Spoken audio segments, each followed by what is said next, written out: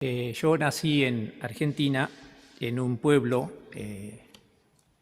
unos 5.000 habitantes, un pueblo chico, y me acuerdo que desde pequeño, desde chico, siempre estaba ese tema de la rivalidad con la gran capital, digamos, ¿no? Argentina, la capital, Buenos Aires, es, digamos, enorme para lo que es el resto del país. La mitad de la población de todo el país vive en Buenos Aires. Así que nosotros, me acuerdo, tanto como familia, como chicos y demás, siempre cuando se hablaba de la CAPI, nosotros decíamos la CAPI, era siempre un símbolo de poder, de depravación, de mal, de que la gente roba, etcétera, digamos, ¿no? Siempre se hacía como una diferencia entre lo que es el pueblo, el campo y lo que es la capital. Digo esto porque tal vez a ustedes, algunos más que a otros, no les quedará muy claro por qué dice aquí en el Evangelio de hoy que Jesús se determinó a ir a Jerusalén. Es un poco esa imagen quiero que tomen. Jesús, los discípulos eran de un pueblo, Nazaret, después Belén, etc. Siempre Jesús vivió en la zona, digamos, rural, en lo que sería un pueblo, no una gran capital como era Jerusalén. O sea que tanto para Jesús como para los discípulos, ir a Jerusalén, ir a la capital, en este caso no era para ir a pasear o para hacer una peregrinación, sino que era realmente para cumplir la misión, era dejar todo ese pueblo, ese lugar donde él se había criado, la gente con la que había conversado, a la que le había predicado, etcétera, dejarla a María, por supuesto, su madre, y a todos los parientes. O sea que esta decisión de dejar la aldea, dejar el campo para irse a la capital, es una decisión grande en la vida de Jesús. Es tan grande que le costó la vida, digamos, ¿no? Va a Jerusalén y después ahí lo detienen y lo matan en la cruz, digamos, ¿no? O sea, es la última subida, por así decirlo, de Jesús a Jerusalén. O sea, que Jesús ya va dispuesto a morir, a cumplir su misión ahí. Y por eso es que cuando los samaritanos, la zona donde tenía que pasar, no le dieron alojamiento. Y Santiago y Juan le preguntan a Jesús, ¿quieres que llamemos, que pidamos fuego del cielo para que los queme? O sea, un poco, fíjense, ¿no?, lo que es esas localidades que tenemos todos en todo país, también aquí en Japón existe, por supuesto, en todo país existe, esos localismos, digamos. Muchas veces el ser de otro lugar ya hace que nos miremos con desconfianza, que no se acepte al otro. Y en este caso, los mismos discípulos que habían escuchado a Jesús hablar de paz y de perdón, le preguntan a Jesús si quiere que llamemos fuego del cielo para quemarlo. Fíjense la barbaridad que están diciendo, ¿no? Y sin embargo, eso también muchas veces nosotros, aunque no le vamos a pedir a Dios que tire fuego del cielo, pero muchas veces pensamos, digamos, esas barbaridades, digamos, ¿no? Ojalá le diera un ataque al corazón a Putin y se acaba la guerra, etcétera. Ese tipo de barbaridades existen hoy en día también. Y uno dice, no, porque esto, no. El desearle la muerte a alguien es algo que ningún cristiano tiene derecho a hacer. Y estos dos también, Santiago y Juan, por eso reciben del Señor una reprimenda. Jesús se enoja con ellos, les dice, digamos, que están equivocados. ¿Cómo van a pedir que venga fuego del cielo y los queme? Si Jesús vino para salvar a la gente, no para destruirla, para condenarla, ¿no? Pero por eso le digo, esta temática de ese localismo que hay y que existió es algo que muchas veces, aunque no lo podamos creer, nos condiciona mucho. A veces porque una persona es extranjera o porque es de tal nacionalidad, ya nos parece que no podemos creer o que en una de esas tiene malas intenciones, etcétera, digamos, ¿no? Creamos esos rótulos y se los pegamos a la gente, se los pegamos a los países, etcétera. Se los pegamos a la cultura muchas veces también, o a los idiomas. Y por eso Jesús primero advierte de eso que para seguir a Cristo, para seguirlo a Él, hay que dejar de lado. O sea, ellos podían haber hecho la predicación, el trabajo, por así decirlo, apostólico en su zona, y Jesús no lo hace, deja lo suyo y se va a Jerusalén, que no era ni su patria, ni su gente, ni el tipo de vida que él estaba acostumbrado a vivir. Por supuesto que los apóstoles que lo siguen a él también tienen que hacer esa decisión, digamos, ¿no? Otra de las cosas es que Jesús les dice a los que quieren seguirlo, y hay varios casos que vemos hoy en el Evangelio, Jesús les pide que lo sigan en pobreza. El primero de los casos que vimos hoy le dice, te seguiré donde quiera que vayas. Y parece una oferta muy así grande, que la persona estaba muy decidida a seguirlo a Jesús. Pero Jesús le dice que él no tiene dónde reclinar la cabeza. Muchas veces nosotros decimos como expresión popular, no tiene dónde caerse muerto. Bueno, eso es lo que Jesús dice, ¿no? Entonces, uno dice también, no le dice a Jesús no le niega que lo siga, pero seguramente Jesús le dice eso porque la persona esta que le dice te seguirá donde quieras, seguramente era una persona que estaba bien vestida o que se notaba que tenía riqueza, que tenía servidores, etcétera, ¿no? Y Jesús le dice, bueno, ¿eso estás dispuesto a dejarlo o no?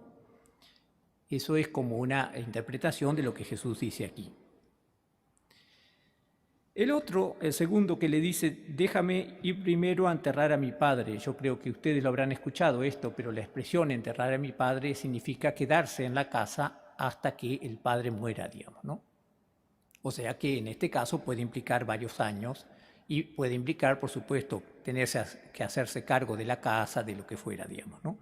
Entonces Jesús le dice, bueno, si quieres seguirme, deja que los muertos entierren a sus muertos. Es una expresión fuerte, pero, o sea, Jesús le está diciendo lo que muchas veces cantamos, ¿no? Busca primero el reino de Dios y lo demás, Dios se va a hacer cargo. Yo también tengo esa experiencia cuando dejé mi pueblo, cuando dejé mi país también, cuando vine a Japón al principio también, un poco la tentación que uno tiene dice, bueno, pero lo que yo tendría que haber hecho en la familia o en el pueblo o en la iglesia misma de Argentina, queda ahí algo sin hacer. Y en el fondo uno tiene que confiar en que Dios se hace cargo. Y ciertamente se hace cargo. Yo debo decir que muchas veces, viendo cómo Dios actúa después, puedo decir realmente lo que yo podía haber hecho, Dios se encargó de hacerlo y mucho mejor de lo que hubiera sido si yo estaba allí. Pero son esas tentaciones que tenemos todos, digamos, de decir, no, pero en una de esas... de tirarse atrás, digamos, ¿no? Que es un poco el último diálogo que tiene Jesús en lo que leímos de hoy, que dice, te seguiré, pero déjame primero despedirme de mi familia. Aquí también no es decirle, bueno, me voy, hasta luego, no, es realmente, digamos, hacerse cargo de una cantidad de cosas, dejar todo arreglado, etcétera, digamos, ¿no? Y Jesús le dice, eso déjalo, y vos seguime.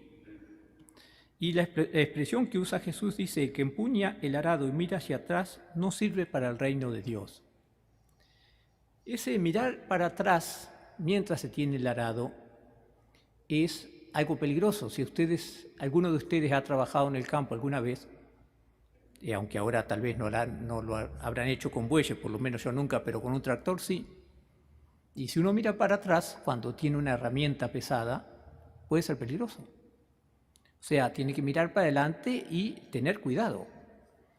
Es un poco lo que Jesús le está diciendo. No es que yo pueda hacer esto como un pato time, digamos, una cosa que si me sobra tiempo lo hago, cuando tengo tiempo. No. Seguir a Cristo implica toda la persona, toda la atención, todo lo que uno tiene. Y eso es lo que Jesús le está diciendo. Si empuñas la mano en el arado, no mires para atrás.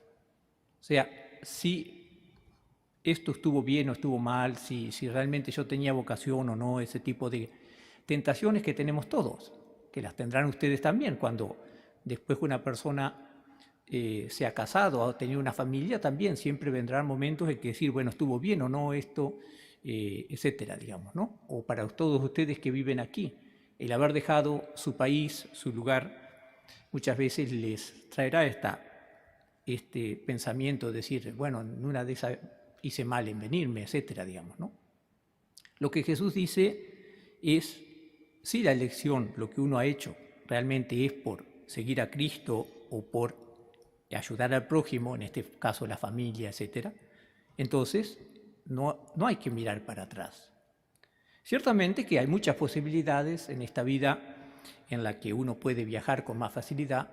Uno siempre tiene un poco la idea de que, bueno, puede haber otros caminos o pudo haber otra forma de servir a Cristo. Pero ahí está la elección que Jesús nos pide. Todos somos limitados. En mi caso, si yo estoy en Japón, no puedo estar en Argentina. Si yo estoy ahora aquí en San Ignacio, de esta iglesia, no estoy como estaba antes en Nagasaki. O sea, eso es la limitación humana que todos tenemos y que Jesús también quiso aceptar.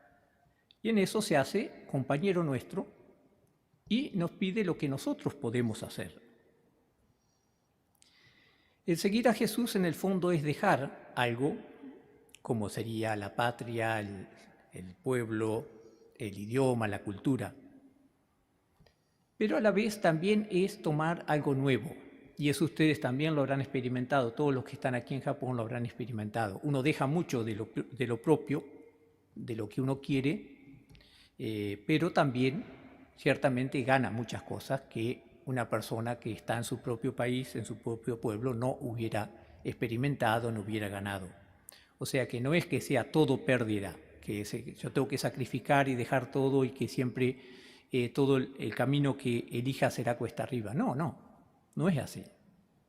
Hay sufrimiento, hay persecución, como Jesús nos anunció, pero también ahí está la alegría, está el encontrar a Jesús y sobre todo está esa libertad interior.